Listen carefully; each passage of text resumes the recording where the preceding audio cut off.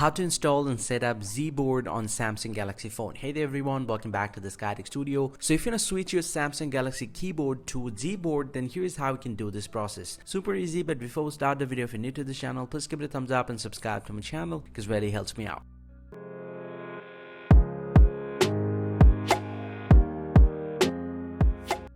Well, so now to do this process, first thing first, simply go and open up the Play Store and then go ahead and search for Gboard here.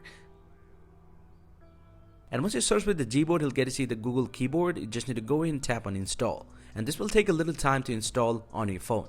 And once you're done installing, go and tap on this open button and this will get into the prompt. You just need to set up your keyboard first, then go and tap on enable in settings and this will redirect you to the settings. And from here, all you have to do is just need to enable the Gboard from here. It's toggle off. Go ahead and turn this option on and then tap on OK. This will be enabled. Now go ahead and tap on the default keyboard. It's currently selected with the Samsung. So now to switch your keyboard to Samsung keyboard to Gboard, you just need to select the Gboard from here and you are all set. Just go and tap on done and you're pretty much good to go. And now if you get back from here and open up the keyboard, for example, and you'll get to see the Gboard has been selected. And now if you're still not getting the Gboard, you'll get to see the keyboard icon at the bottom left or right. You just need to tap on this button and from here you can manually select the keyboard as well. And this is how you actually can switch your keyboard. Hope you find this very helpful, guys. If you do, please drop a like and subscribe to the channel. See you guys around and thank you very much for watching.